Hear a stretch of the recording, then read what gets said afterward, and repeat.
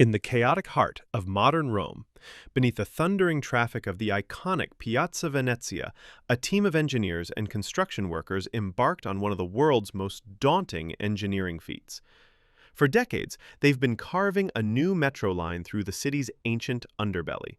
Then, in a twist of fate, their excavators pierced a veil of time, revealing a perfectly preserved, lost world, a secret neighborhood hidden for centuries. This discovery would redefine their plans, transforming a simple subway station into a spectacular underground museum where commuters glide past the ghosts of ancient Rome. Rome isn't just a city, it's a living time machine, a chaotic archaeological lasagna where 2,700 years of history stack in dense, priceless layers. The modern metropolis, with its honking Vespas and Baroque fountains, rests atop medieval remnants. Those, in turn, overlay the colossal foundations of the Roman Empire, which sit upon the even older bones of the Republic. Every shovel that breaks ground here isn't digging dirt, it's unearthing potential treasures. Building anything modern in Rome is a nightmare of progress versus preservation. Nowhere is this battle fiercer than in the creation of Metroline C, Rome's third subway line. Dubbed one of the most complex and costly public works projects ever, it began decades ago, plagued by delays, budget overruns, and a parade of archaeological surprises. Engineers deploy massive tunnel-boring machines to snake through a subterranean maze of ancient aqueducts, buried temples, and fragile artifacts, all while ensuring the historic buildings above don't crumble. Our story centers here, at the planned Venezia station, the deepest and most challenging stop in the system. To bypass known archaeological zones, the station plunges 40 to 45 meters underground, with support walls extending to 85 meters for stability. But in Rome, the past always lurks in the unknown. It's 2009, as crews begin preliminary digs for the station's massive atrium. At depths around 15 meters, their tools strike something monumental. Not the grand villas of emperors, but the foundations of a grand public building from the imperial era.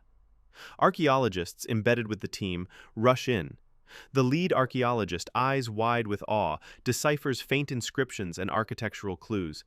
This isn't just any ruin, it's the legendary Athenaeum of Emperor Hadrian, a fabled center of learning mentioned in ancient texts but lost for over 1,500 years. The Metro project had accidentally solved one of Rome's greatest architectural enigmas. The Athenaeum wasn't a full-fledged university, but a prestigious school, a ludus for advanced studies in literature, rhetoric, and science.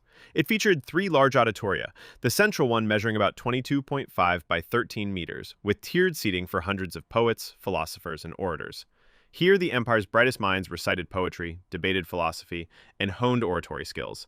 It was the cultural heartbeat of 2nd century AD Rome, a symbol of intellectual prestige. But the discoveries didn't stop there. As excavations continued, the team realized this imperial gem overlay even older layers, setting the stage for more revelations. By August 2025, just weeks ago, the digs in the upper 15 meters uncover something equally profound. Workers unearth the well-preserved remains of a Republican-era neighborhood from the late Republic and early Empire, around the 2nd and 1st centuries BC. These weren't elite palaces, but the homes of ordinary Romans, craftsmen, merchants, families scraping by in the growing city. Mosaic floors gleam under spotlights. Intact storage jars hint at daily life, grain stored, meals prepared, lives lived. Archaeologists thrill at this rare glimpse into the common folk. The finds include beautiful mosaics, household artifacts, and structural remnants that paint a vivid picture of urban existence before the emperor's grandeur. Stratigraphically, these older Republican layers lie beneath or adjacent to the imperial Athenaeum, a perfect cross-section of Rome's evolving history. The dual discoveries, the Athenaeum from 2009 and the 2025 Republican homes, present an unprecedented challenge. How do you build a modern metro through 2,000 years of irreplaceable history? To grasp the Athenaeum's significance, meet its creator.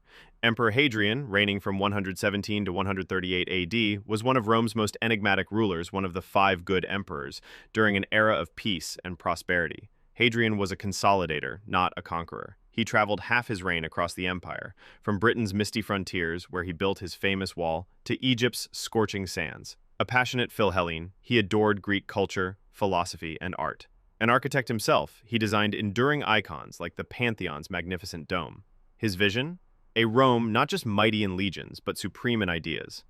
The Athenaeum embodied that, a grand statement of cultural sophistication. With its vaulted halls, marble finishes, and auditoria for scholarly gatherings, it drew the era's greatest minds.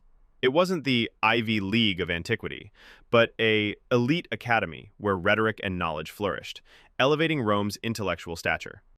These ruins, with their columns and seating, echo Hadrian's legacy, a bridge between Greek ideals and Roman power.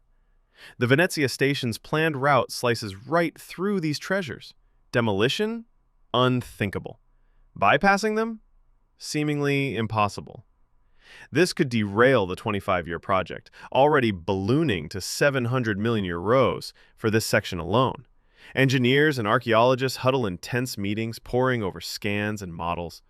Metro Line C has faced similar hurdles before, ancient barracks, charred homes from Nero's fire, but this is epic. The station must connect to landmarks like the Vittoriano and Imperial Fora via tunnels, all while safeguarding the surface. Yet, in crisis lies innovation. Instead of conflict, they forge harmony, preserve the history not as an obstacle, but as the centerpiece. The solution? Transform Venezia into the world's premier Archeo station, a multi-layered underground museum integrated with transit. As commuters descend on escalators from street level, they'll journey through time. At the atrium, about 7.5 meters down, glass walls showcase the in situ ruins.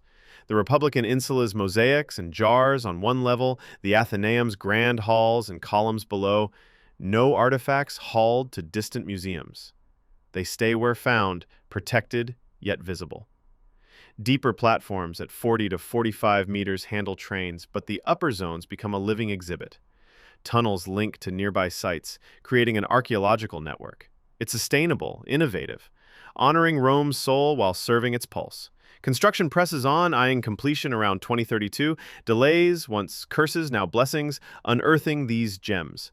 The Venezia Metro story is an optimistic saga of balance, how the present's needs embrace the past's treasures. In Rome, history isn't a relic behind glass, it's the foundation for tomorrow. Soon, millions will board a train and traverse 2,000 years in minutes. It's a reminder, in the Eternal City, the old and new dance eternally.